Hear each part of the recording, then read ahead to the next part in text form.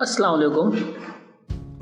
Lecture 3 CSS के part 2 में आज हम बेसिकली इम्प्लीमेंटेशन देखेंगे कि हम CSS को कास्केडिंग स्टाइल शीट को किस तरह या किन तरीक़ों से अपने वेब पेज के साथ अटैच कर सकते हैं या अपने वेब पेज में हम CSS को लिख सकते हैं।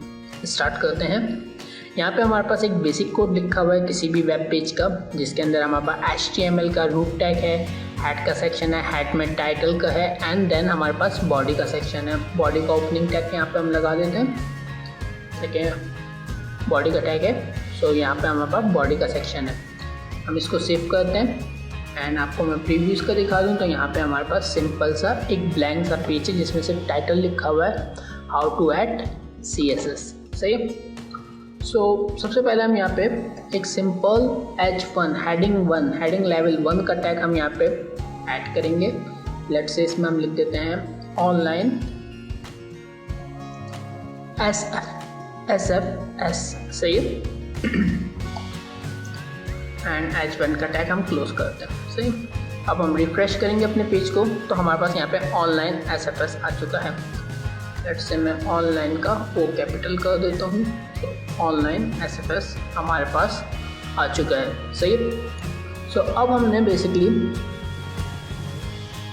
यहाँ पे हम पैराग्राफ का टैग बना लेते हैं और जो हमारे टाइटल है बेसिकली हाउ टू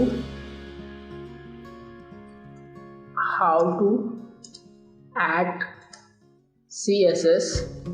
सही, how to add CSS basically हमारा टाइटल है। सो हमने एक पैराग्राफ के टैग में टेक्स्ट लिख दिया बेसिकली हमने हाउ टू ऐड CSS। सही है। अब हम इसको सेव करके रिफ्रेश करते हैं अपने ब्राउज़र को। तो हमारे पास यहाँ पे लिखा हुआ आ गया ऑनलाइन SFS एंड यहाँ पे नीचे हमारे पास एक टाइटल आ गया, पैराग्राफ आ गया basically how to add CSS। सही है। अब हम इसमें मल्टीपल तरीके से अपनी CSS अप्लाई करने की कोशिश करेंगे। सबसे पहले हम देखते हैं यहाँ पे इनलाइन CSS, जो कि हमने पहले लेक्चर्स में भी हमने यूज़ की हुई है, तो हम वहीं से इंट्रोडक्शन लेंगे। सो यहाँ पे इनलाइन CSS के लिए आपको ये पता होना चाहिए कि आपने अपने टैग के अंदर, जिस भी टैग के अंदर आप CSS को अप्लाई करना चाह रहे हैं, वहाँ पे आपने स्टाइल के एट्रीब्यूट को ऐड करना है। सही है। क्योंकि स्टाइल का एट्रीब्यूट मैं यहाँ करके दिखाता हूँ। सबसे पहले आपने यहाँ पे लिखना है STYL स्टाइल। सही, स्टाइल का एट्रीब्यूट आपने ऐड करना है। इसके बाद आपने इक्वल टू डालना है। सही, ओके, यहाँ पे इक्वल टू डालना है। सही है। And inverted commas open and close कर देना है। सही है। अब बिटवीन इन्वर्टेड कॉमास जो कुछ भी आप लिखेंगे बेसिकली वो आपका डिक्लेरेशन ब्लॉक का काम करेगा, मतलब CSS के डिक्लेरेशन ब्लॉक का काम करेगा। यानी कि आप कोई सी भी प्रॉपर्टी कास्केडिंग स्टाइल शीट की विद इन इन्वर्टेड कॉमास आप यहाँ पे कॉल कर सकते हैं, उसकी वैल्यूज़ को इनिशियलाइज करवा सकते हैं और जो भी प्रॉपर्टीज़ होंगी और जो उनकी वैल्यूज़ होंगी उसके अकॉर्डिंग आपके H1 के इम्प्लीमेंटेशन होगी। सो सबसे पहले हम इसका कलर चेंज करके देखते हैं। सो लेट्स से मैं यहाँ पे एक कलर की प्रॉपर्टी कॉल करता हूँ COLOR कलर। अब मुझे इसकी वैल्यू को इनिशियलाइज करवाना है। सो वैल्यू देने से पहले मुझे यहाँ पे कोलन लगाना पड़ेगा। सही है। तो यहाँ पे मेरी प्रॉपर्टी ख़त्म हुई, मतलब प्रॉपर्टी कोलन देन वैल्यू अब हमने ऐड करनी है। लेट्स से मैं इसको वैल्यू दे देता हूँ रेट। सही है। देन अब मैं सेमी कॉलन ऐड कर दूँगा। सो यहाँ पे मेरी हमारी CSS की प्रॉपर्टी कंप्लीट हो गई। कि सबसे पहले हमने प्रॉपर्टी लिखी कि हमने कौन सी प्रॉपर्टी कॉल की है, कलर की कॉल की है, कोलन हमने उसकी वैल्यू क्या असाइन किया या हमने उसको कौन सा कलर असाइन किया, हमने बोला इसका रेड कलर है।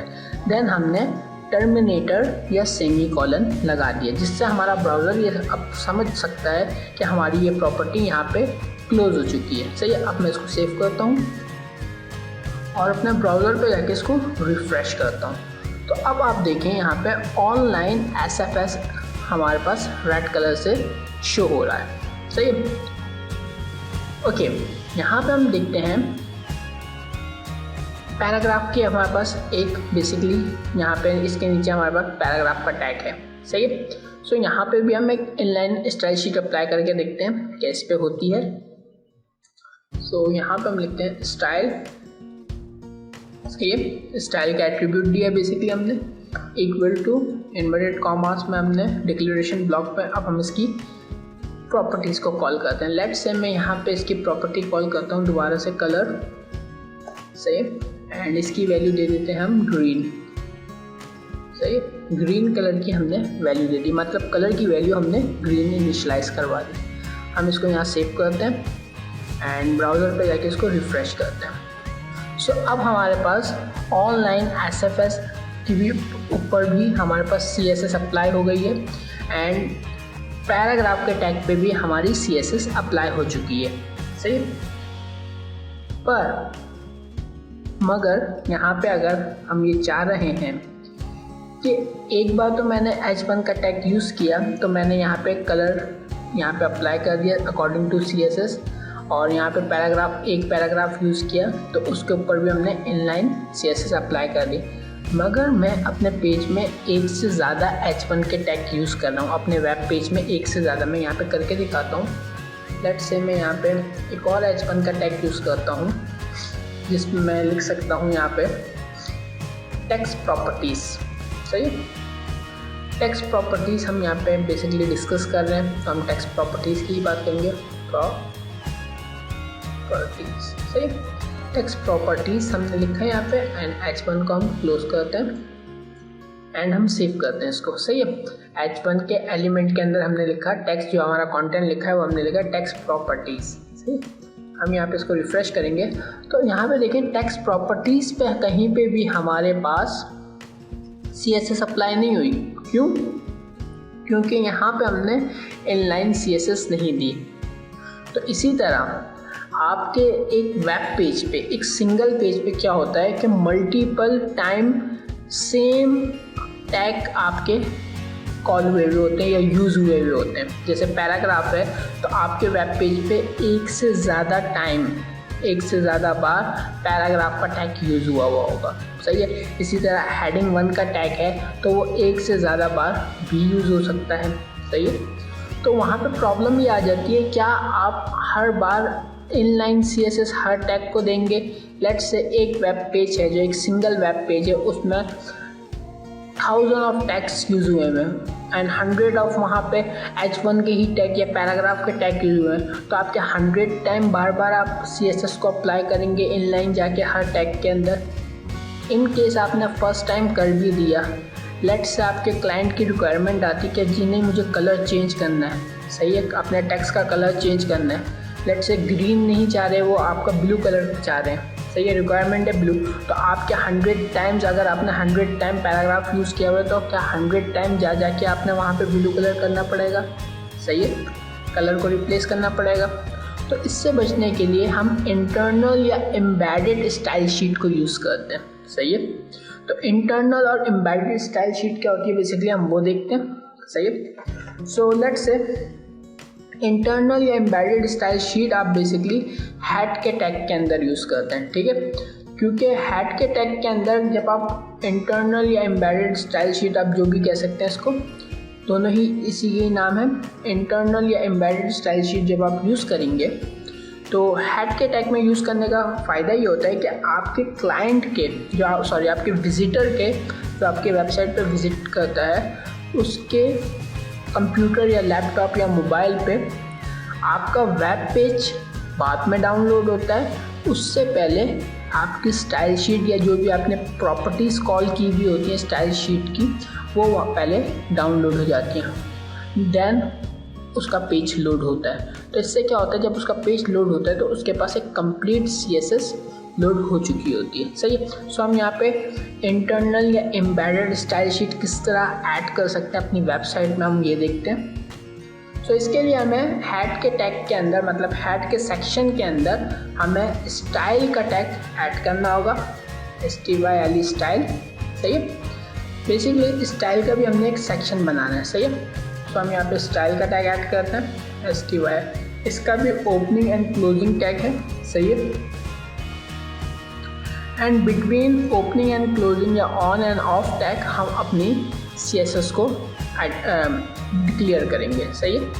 सो CSS को डिक्लेयर करने के लिए इंटरनल या एम्बेडेड स्टाइल शीट में या इवन एक्सटर्नल स्टाइल शीट में 3 तरीके से हम 3 वेज से हम CSS को यहाँ पे डिक्लेयर कर सकते हैं।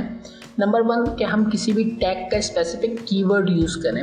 सही है। जैसे मैं यहाँ पे बोलता हूँ कि मैं यहाँ पे H2 का जो मैं एक कीवर्ड यूज़ कर रहा हूँ हेडिंग लेवल 2, मतलब इस वेब पेज में जो भी हेडिंग लेवल 2 होंगी उन पे जो मैं यहाँ पे प्रॉपर्टीज़ लगा रहा हूँ वही अप्लाई हो। लेट्स से हेडिंग लेवल 2 की मैं बोलता हूँ उसका जो कलर हो हेडिंग लेवल 2 का, उसका कलर आ जाए लेट्स से यहाँ पे ऑरेंज कलर आ जाए। सही है।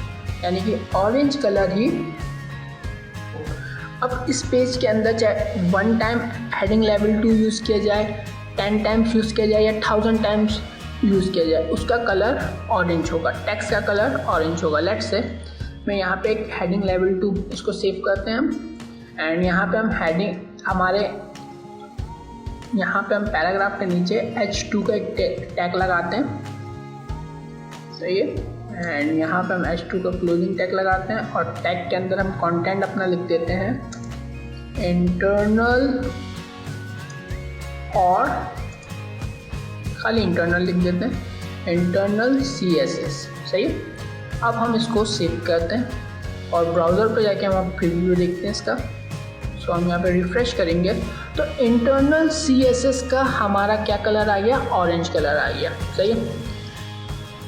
हमने ये टैग H2 का सिंगल टाइम यूज़ किया, एक मरतबा यूज़ किया है। सही है।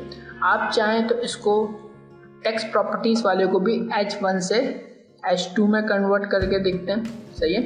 मैं टेक्स्ट प्रॉपर्टी वाले जो हमारे पास पहले H1 में था हम इसको चेंज कर देते हैं, H1 को H2 के साथ हमने रिप्लेस कर दिया। अब हम सेव करते हैं एंड ब्राउज़र पे जाके प्रीव्यू देखेंगे।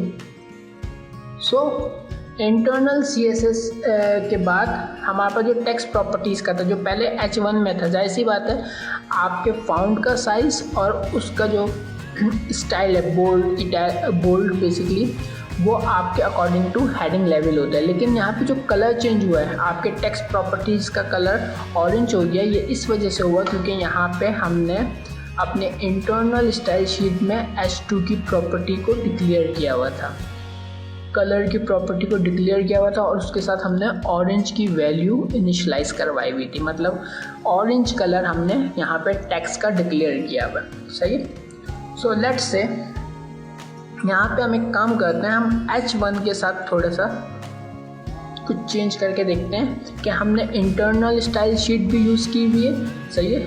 यहाँ पे हमने इंटरनल या एम्बेडेड स्टाइल शीट भी यूज़ किया और यहाँ पे इनलाइन स्टाइल भी यूज़ किया हुआ है। तो हम क्या H1 की स्टाइल शीट जब हमने यहाँ पे इंटरनली भी यूज़ की हुई है उसमें भी क्या H1 के हम प्रॉपर्टीज़ वगैरह लिख सकते हैं, जबकि हमारे पास इनलाइन में भी लिखी हैं, तो कौन सी अप्लाई होंगी। सही है। हम ये चेक करते हैं। तो यहाँ पे मैं H1 का टैग लगाता हूँ, बेसिकली सिलेक्टर बनाया हमने, क्योंकि आप टैग का जब भी सिलेक्टर बनाएंगे तो टैग के कीवर्ड को हम as a selector name use करेंगे, यानी कि H1 का जो हमारा कीवर्ड है हेडिंग लेवल 1 का कीवर्ड जो है वो हम एज सिलेक्टर नेम यूज़ करेंगे। इसके अलावा आप IDs या क्लास के नेम भी यूज़ कर सकते हैं। सो हमने यहाँ पे लेट्स से हम यहाँ पे एक शैडो की प्रॉपर्टी देते हैं, टेक्स्ट शैडो की प्रॉपर्टी देते हैं यहाँ पे टेक्स्ट डैश शैडो। सही है। टेक्स्ट शैडो एक CSS की प्रॉपर्टी है जो बेसिकली आपके टेक्स्ट के बैकग्राउंड पे थोड़ा सा शैडो देती है। सही है। सो टेक्स्ट शैडो की प्रॉपर्टी हमने यहाँ पे डिक्लेयर की। अब हम इसके अंदर वैल्यू इनिशियलाइज़ करवानी है तो हमने यहाँ पे कोलन लगाया, अब हम वैल्यू इनिशियलाइज़ करवाएंगे। ओके, यहाँ पे हमें 3 वैल्यूज़ मिनिमम इनिशियलाइज़ करवानी होती हैं टेक्स्ट शैडो के अंदर। पहले हम बोलते हैं कि हमारा जो शैडो हमारा क्रिएट हो या ड्रॉ हो वो हमारे एक्स एक्सिस पे कितना हमारे एक्चुअल जो हमारा टेक्स्ट है उससे दूर हो। सही है। कितने डिस्टेंस पे हो, तो उसके लिए हम बोल देते हैं यहाँ पे 2 पिक्सल्स डिस्टेंस हो एक्स एक्सिस पे। स्पेस हम बोल देते हैं यहाँ पे 2 पिक्सल्स या 3 पिक्सल्स डिस्टेंस हो उसका वाई एक्सिस पे। सही है। ये जब आपके पास इम्प्लीमेंट होके आएगा तो आप इसको और अच्छे से समझ सकते हैं। तो 2 पिक्सल्स हमारे पास एक्स एक्सिस का डिस्टेंस हो और 3 पिक्सल्स वाई एक्सिस का डिस्टेंस हो। देन हम यहाँ पे अपने शेडो का कलर यहाँ पे हम बेसिकली डिफाइन करेंगे या उसकी वैल्यू देंगे। हम बोलते हैं इसका कलर, क्योंकि रेड है हमारे टेक्स्ट का कलर, तो इसका कलर पिंक कर दो। सही है। पिंक करने के बाद हमने यहाँ पे टर्मिनेटर लगाया या सेमी कॉलन लगाया, बेसिकली अपनी प्रॉपर्टी को क्लोज किया, डिक्लेरेशन कंप्लीट की। अब हम इसको सेव करते हैं और ब्राउज़र पे जाके देखते हैं कि आया हमारा खाली ऑनलाइन एसएफएस जो है वो रेड रहता है या उस पर टेक्स्ट शेडो की प्रॉपर्टी भी अप्लाई होती है। सही है। या कौन सी प्रॉपर्टी अप्लाई नहीं होती। सही है। या कौन सी हो जाती है। सही है। सो अब हम देखते हैं यहाँ पे इस वक्त हमारे पास ऑनलाइन एसएफएस जो है वो बिल्कुल सिंपल रेड कलर में लिखा हुआ है H1 के हेडिंग लेवल 1 के टैग के अंदर। हम इसको रिफ्रेश करते हैं तो आप यहाँ पे देखें हमारे पास टेक्स्ट शेडो की प्रॉपर्टी अप्लाई हो चुकी है। सही है। मैं एक काम करता हूँ, यहाँ पे इसको थोड़ा सा अलाइन की प्रॉपर्टी भी एक लगा देता हूँ। यहाँ पे प्रिज्यूम करके आपको दिखाता हूँ। तो यहाँ पे हम एक प्रॉपर्टी यूज़ करते हैं टेक्स्ट अलाइन की। टेक्स्ट अलाइन मतलब हमारा टेक्स्ट जो है वो हमको कहाँ पे शो हो, सेंटर में हो, लेफ्ट पे हो, राइट पे हो। सही है। तो हम यहाँ पे इसको सेंटर करते हैं, CENTER सेंटर, एंड सेव करके हम ब्राउज़र पे प्रीव्यू देखते हैं इसका। सो ऑनलाइन एसएफएस में अगर मैं थोड़ा सा जूम करके आपको दिखाऊं तो यहाँ पे हमें शेडो भी शो हो रहा है। सही है। रेड कलर हमारा बेसिकली हमने इनलाइन सीएसएस में यूज़ किया था टेक्स्ट का कलर, एंड शेडो की प्रॉपर्टी हमने जो लगाई थी वो हमने अपने इंटरनल या एम्बेडेड सीएसएस का जो ब्लॉक ऑफ कोड है वहाँ पे हमने डिक्लेयर की है। सही है। सो यहाँ पे हमने क्या किया और जो टेक्स्ट अलाइनमेंट है वो भी हमने वहाँ डिक्लेयर की है। सही है। तो यहाँ पे हमने क्या किया कि हमने इंटरनल सीएसएस भी इस पर इम्प्लीमेंट हो रही है और हमारी इनलाइन सीएसएस भी इस पर इम्प्लीमेंट हो रही है। सही है। और ख़ाली यही नहीं, अगर हम कोई एक्सटर्नल सीएसएस भी हम यूज़ करना चाहें तो वो भी इस पर इम्प्लीमेंट हो जाएगी। लेकिन प्रायोरिटी जो होती है, सबसे पहले जो प्रायोरिटी होती है वो हमारी इनलाइन सीएसएस की होती है। लेट्स से यहाँ पे हमारे पास ऑनलाइन एसएफएस का कलर हमने इनलाइन के अंदर, मतलब जो हमारे पास टैग H1 के टैग के अंदर रेड रखा हुआ है, इसी का कलर मैं यहाँ पे इंटरनली मैं यहाँ पे इसका कलर चेंज करके देखता हूँ कि आया इसका कलर ग्रीन होगा या रेड रहेगा। यहाँ पे देखिए कॉन्फ्लिक्ट आ रहा है। यहाँ पे मैंने H1 की ही प्रॉपर्टी रखी कलर की ग्रीन और यहाँ पे H1 की प्रॉपर्टी रख दी रेड। सही है। मैं आपको दिखाता हूँ इसका रिज़ल्ट एंड इसको रिफ़्रेश करते हैं हम यहाँ पे। सो यहाँ पे कोई फ़र्क नहीं पड़ा। क्यों? क्योंकि हमारे जो इनलाइन CSS है, जो हमने अपने टैग के अंदर CSS अप्लाई की है, जो लिखी है, उसकी प्रायोरिटी हमेशा ज़्यादा होती है। लेकिन अगर मैं इसी को यहाँ से कॉपी करता हूँ एंड यहाँ पे हम नीचे पेस्ट कर देते हैं और यहाँ से इनलाइन CSS को रिमूव कर देते हैं। सही है।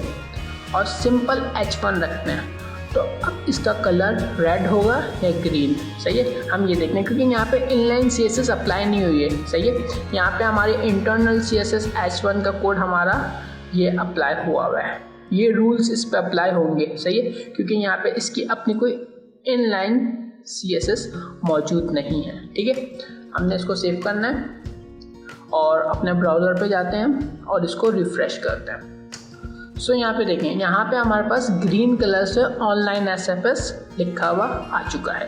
ठीक है। सो हमने ये देखा कि इनलाइन CSS की प्रायोरिटी हमेशा सबसे ज़्यादा होती है, फिर हमारी इंटरनल CSS की प्रॉपर्टी होती है। सही है। ओके। यहाँ पे हम एक और चीज़ दिखा सकते हैं कि अगर आपने अपने पेज का बैकग्राउंड कलर चेंज करना है, सही है, अपने पेज का बैकग्राउंड कलर चेंज करना है, तो या तो आपने बॉडी के टैग के अंदर स्टाइल का एट्रीब्यूट देना है। सही है। या तो आपने अपने इंटरनली CSS में अप्लाई करना है। तो बेस्ट प्रैक्टिस ये की है कि आप क्या नाम है इंटरनली CSS को क्रिएट करें स्टाइल के टैग में और उधर आप जो भी आपने बॉडी से रिलेटेड स्टाइलिंग करनी है वो आप वहाँ पे करें। सो हम यहाँ पे एक काम कर सकते हैं कि हम यहाँ पे बॉडी का एक टैग बनाएंगे BODY बॉडी, बेसिकली ये बॉडी के टैग का सिलेक्टर हमने यहाँ क्रिएट किया एंड इस सिलेक्टर में हम यहाँ पे बॉडी का कलर दे देते हैं, लेट्स से बैकग्राउंड कलर की प्रॉपर्टी हमने दी यहाँ पे, सही है।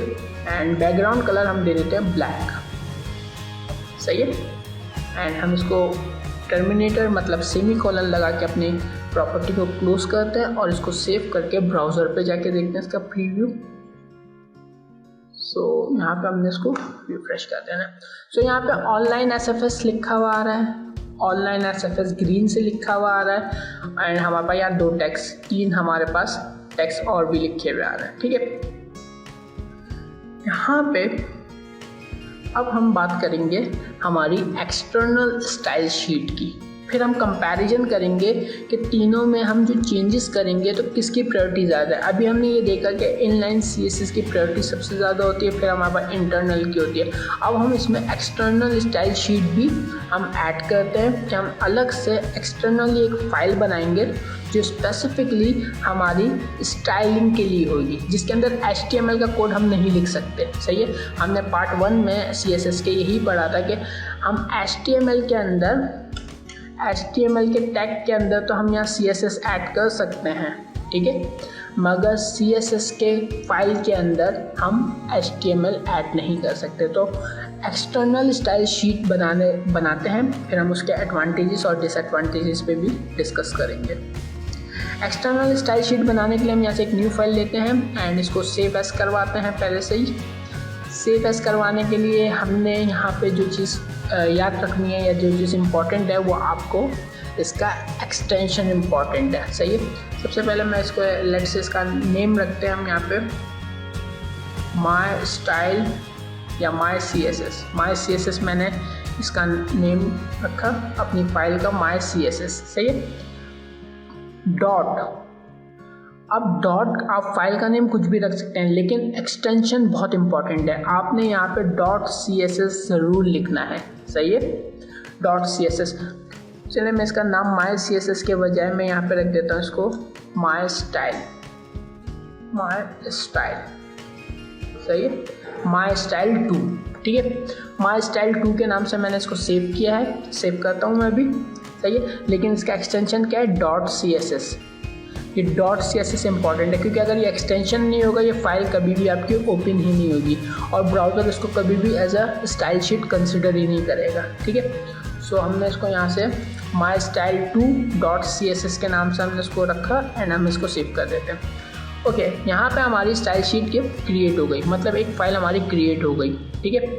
अब हमने यहाँ पे इसको अटैच करवाना है पहले अपने वेब पेज के साथ, मतलब कोई भी वेब पेज आप जहाँ पे भी अटैच करवा सकते हैं। मिसाल के तौर पे आपके पास एक वेबसाइट है, उसमें 10 पेजेस हैं या 20 पेजेस हैं या 50 या 100 पेजेस हैं, सही है। और आप चाह रहे हैं कि मैं हर एक की जो थीम है या एक बैकग्राउंड कलर है वो हर पेज पे जाके सेट ना करूं। यहाँ पे हमने कहाँ पे सेट किया हुआ है, इंटरनली सेट किया हुआ है। लेकिन मैं चाह रहा हूँ कि मेरे पास अगर 100 पेजेस की वेबसाइट है तो मैं कोई एक ऐसी कॉमन हमारे पास प्लेस हो जहाँ पे हम अपनी बैकग्राउंड की प्रॉपर्टीज़ को सेट करें और एक जगह से ही हम अगर चेंज करते हैं तो वो 100 के 100 पेजेस पे चेंज हो जाए, अपडेट हो जाए, तो वो हम कर सकते हैं इस तरह कि हम एक्सटर्नली कोई फाइल बनाएं। सबसे पहले हम इसकी इम्प्लीमेंटेशन भी देखेंगे, पहले हम इसकी अटैच करवाने का तरीका देखते हैं। अटैच करवाने के लिए भी आपने CSS को हेड का सेक्शन यूज़ करते हैं, सही है। हेड के अंदर जाके स्टाइल के बात कर लें या स्टाइल से पहले कर लें, it's up to you. Okay, आप यहाँ पे अटैच करवाने के लिए हमें बेसिकली यहाँ पे जो अटैचमेंट होती है एक फ़ाइल के लिए, यहाँ पे हमें टैग जो यूज़ करते हैं वो हम करते हैं लिंक का टैग, LINK, लिंक का टैग। बेसिकली हमने पहले लिंक का टैग यूज़ करना है, सही है। इसका एक एट्रीब्यूट है REL स्टैंड फॉर रिलेशन, कि आप जो फाइल इस वेब पेज के साथ, इस HTML फाइल के साथ जो लिंक करवाना चाह रहे हैं उसका रिलेशन क्या है इसके साथ। तो हम यहाँ पे बताते हैं इसका रिलेशन क्या है। इसका रिलेशन है जी स्टाइल शीट का, सही है। तो हम यहाँ पे लिखेंगे स्टाइल, STYL, स्टाइल शीट, सही है। कि ये जो फाइल मैं अपने वेब पेज के साथ लिंक करवा रहा हूँ इसका जो रिलेशन है वो स्टाइल शीट का है, सही है। देन हम यहाँ पे हमने रिलेशन बता दिया। अब हमने ये बताना है कि वो है किधर, सही है, मतलब वो किस लोकेशन पे मौजूद है। यहाँ पे अब हमने लोकेशन बताने के लिए हमने href का मतलब href का है href का हमने एट्रीब्यूट यूज़ करना है, सही है। यानी कि हमारा यहाँ पे href में href हाइपरटेक्स्ट जो रेफरेंस है वो हमने यहाँ पे उसकी वैल्यू पास करनी है, मतलब उसका पाथ पास करना है। पाथ यानी कि एड्रेस पास करना है कि हमारी वो स्टाइल शीट किधर मौजूद है, क्योंकि हमने जिस फोल्डर के अंदर अपना ये वेब पेज सेव किया है उसी फोल्डर के अंदर हमने अपनी स्टाइल शीट को सेव किया है। तो हमें कोई यहाँ पे एब्सोल्यूट या रिलेटिव पाथ देने की ज़रूरत नहीं है, हम सिंपल नेम लिखेंगे तो भी हमारा काम हो जाएगा, क्योंकि उसी फोल्डर के अंदर हमारी स्टाइल शीट मौजूद है। और प्रेफर भी ये किया जाता है कि जहाँ पे आपका वेब डॉक्यूमेंट सेव है उसकी स्टाइल शीट भी आप उसी फोल्डर में रखें, सही है, ताकि आपको लंबा चौड़ा वहाँ पे उसका एड्रेस देने की ज़रूरत ना पड़े। सो हम यहाँ पे एज रेफरेंस का एट्रीब्यूट यूज़ किया equal to within inverted commas हम सिर्फ अपने स्टाइल शीट का नेम लिखेंगे। सो मेरी स्टाइल शीट का नेम है, यहाँ पे मैंने ओपन भी किया हुआ है, तो यहाँ से हम देख के लिखते हैं my style STYLE style 2। Then हम इसका एक्सटेंशन देंगे .CSS, सही है, एंड इन्वर्टेड कॉमा क्लोज किया एंड हमने अब लिंक के टैग को क्लोज कर देना है। अब हम इसको सेव कर देते हैं और अपने ब्राउज़र पे जाके प्रीव्यू देखते हैं। सो अभी हमें, क्योंकि हमने कोई यहाँ पे चेंज हमें फील नहीं हुआ, शो नहीं हुआ, क्यों? क्योंकि हमारी जो स्टाइल शीट है वो बिल्कुल ब्लैंक है, ठीक है।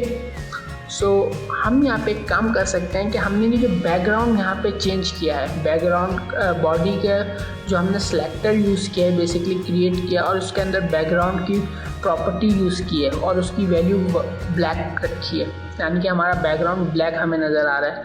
सो हम इसको यहाँ से डिलीट कर देते हैं या यहाँ से कट कर देते हैं एंड सेव करके अपने ब्राउज़र पे पहले रिफ़्रेश करते हैं, इसको वाइट कर देते हैं ताकि हमें पता चल जाए कि हमारे जब हम इसको एक्सटर्नली हम इसको यूज़ करेंगे प्रॉपर्टी को, वो कॉल हो रही है या नहीं हो रही। हम यहाँ पे जाते हैं अपने एडिटर पे और स्टाइल माई स्टाइल 2 में जाके हम इसको पेस्ट कर देते हैं। मेथड वही है, सिंपल। आपने क्या करना है कि आपने पहले सिलेक्टर लिखना है, फिर आपने कर्ली ब्रेसेस में आपने डिक्लेरेशन ब्लॉक को क्रिएट करना है और डिक्लेरेशन ब्लॉक के अंदर आपने अपनी बेसिकली प्रॉपर्टीज़ को कॉल करना है और उसके बाद उनकी वैल्यूज़ को असाइन करना है, सही है। सो हमने यहाँ पे क्या किया, हमने बेसिकली अपनी वैल्यू प्रॉपर्टी की वैल्यू असाइन कर दी ब्लैक। अब हम इसको सेव करेंगे और यहीं से डायरेक्ट हम अपने ब्राउज़र पे ओपन करते हैं एंड इसको हम रिफ़्रेश करते हैं। सो अब हमारे बैकग्राउंड कलर क्या हो गया, ब्लैक। हालांकि हमारा जो वेब पेज है, जो हमारा ये पेज है CSS part 2.html, इसमें हमने कहीं पे भी बैकग्राउंड की प्रॉपर्टी यूज़ नहीं की हुई बॉडी के, ना बॉडी के टैग में यूज़ किए, ना हमने इंटरनली अपनी स्टाइल शीट में यूज़ किए। एक्सटर्नल स्टाइल शीट का एक और फ़ायदा है, मैं यहाँ पे एक न्यू फाइल बनाता हूँ, सही है, एंड बेसिक कोड हम यहाँ से कॉपी कर लेते हैं जो हमारा HTML का किसी भी वेबसाइट के लिए रिक्वायर्ड होता है, हम यहीं से कॉपी कर लेते हैं या हम यहाँ पे लिख भी सकते हैं HTML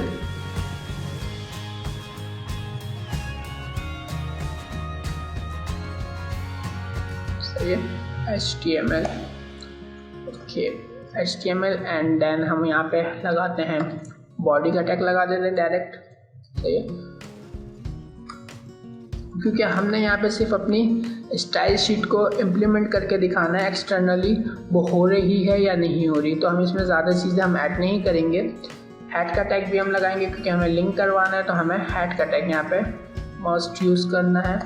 सो हम यहाँ पे हैड के टैग में बेसिकली लिंक करवा देते हैं अपनी जो हमने एक्स्ट्रा या एक्सटर्नल स्टाइल शीट बनाई है, हम इसी को कॉपी कर देते हैं यहाँ पे एड्रेस एंड यहाँ पे इसको हम पेस्ट कर देते हैं, सही है। टाइटल नेसेसरी नहीं है क्योंकि हम यहाँ पे एग्जाम्पल बेसिकली स्टाइल शीट के लिए दे रहे हैं। ओके, अब हम इसको सेव कर देते हैं माई पेज 2 के नाम से या my style my example eg.myeg.html, सही, HTML HTML के नाम से हमने इसको myeg.html के नाम से हमने इसको सेव कर दिया। ओके, हम फोल्डर ओपन करते हैं, यहाँ पे हमने ये सेव किया myeg.html की फाइल को हम ओपन करेंगे, यहाँ से ओपन विद क्रोम करवाते हैं। सही है। सो यहाँ पे भी हमारे पास इसका बैकग्राउंड कलर ब्लैक आ गया, ठीक है। और हमारी जो फर्स्ट फाइल थी इसका भी बैकग्राउंड कलर ब्लैक आ चुका है। लेट्स से मैं यहाँ पे करता हूँ, मेरे को बैकग्राउंड कलर ब्लैक नहीं चाहिए। क्लाइंट ने आपके रिक्वेस्ट सेंड किया आपको या आपको बोला कि जी मेरी रिक्वायरमेंट अब ब्लैक कलर की नहीं है, मेरी रिक्वायरमेंट अब लेट्स से पर्पल कलर की है या ब्लू कलर की है। तो आपने 100 पेजेस की वेबसाइट बनाई है, तो उसके अंदर आप 100 पेजेस में किस तरह आप एकदम चेंज करेंगे, सही है ना। और खाली बैकग्राउंड प्रॉपर्टी नहीं, आप कोई सी भी प्रॉपर्टी, किसी भी टैग की प्रॉपर्टी इसी तरह चेंज कर सकते हैं। सो हमने सिंपल ये करना होगा कि हम अपनी स्टाइल शीट में जाएंगे जो हमने एक्सटर्नली क्रिएट की थी, इसमें जाके हम ब्लैक की जगह लेट्स से ब्लू कर देते हैं, सही है। एंड यहाँ पे इसको सेमीकोलन लगा के क्लोज किया। अब हम अपने ब्राउज़र पे जाते हैं और इसको रिफ़्रेश करेंगे। सो हमारा बैकग्राउंड कलर क्या हो गया, ब्लू हो गया। यहाँ पे ब्लैक है, हम इसको वापस से रिफ़्रेश करेंगे तो यहाँ पे भी हमारा बैकग्राउंड कलर ब्लू हो गया। तो एक्सटर्नल स्टाइल शीट का बेसिकली जो एडवांटेज होता है वो यही होता है कि आप एक्सटर्नली जब आप स्टाइल शीट क्रिएट करते हैं तो वो किसी स्पेसिफिकली पेज के लिए नहीं होती, किसी स्पेसिफिकली वेब पेज के लिए नहीं होती। वो जहाँ जहाँ कॉल होगी, मतलब जहाँ जहाँ उसको लिंक किया जाएगा उस स्टाइल शीट को, वहाँ वहाँ वो उसकी प्रॉपर्टीज़ को इम्प्लीमेंट करेंगी, सही है। सो हमने यहाँ पे क्योंकि खाली बैकग्राउंड कलर की प्रॉपर्टी यूज़ की थी तो यहाँ पे बॉडी के अंदर तो खाली वही इम्प्लीमेंट हो रहा है, सही है। लेट्स से यहाँ पे मैं बोलता हूँ कि यहाँ पे जो H1 का कलर है यहाँ पे हमने क्या रखा है, ग्रीन रखा है एंड यहाँ पे हमने रेड रखा है। तो हमें क्या शो हो रहा था, यहाँ पे रेड कलर शो हो रहा था, सही है। H1 का हमें रेड कलर, क्योंकि इनलाइन CSS में हमारा रेड है तो इनलाइन CSS की फर्स्ट प्रायोरिटी है। सेकंड प्रायोरिटी अगर मैं यहाँ से रेड हटा रहा था तो क्या हो रहा था, हमारे को ग्रीन शो हो रहा था। लेट्स से यहीं पे मैं H1 की करता हूँ प्रॉपर्टी चेंज। अपनी एक्सटर्नल स्टाइल शीट में मैं रख देता हूँ H1 की कलर की प्रॉपर्टी।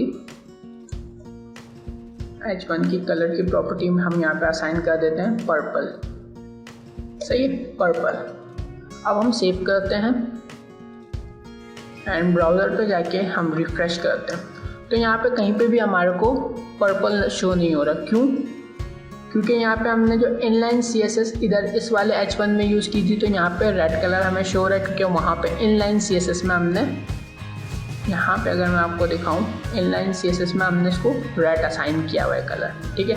तो फर्स्ट प्रायोरिटी हमेशा इसकी होती है। सेकंड वाले H1 में हमने कोई भी कलर यहाँ पे यूज़ नहीं किया, बल्कि हमने यहाँ पे इंटरनल CSS में इसका कलर ग्रीन दे दिया था।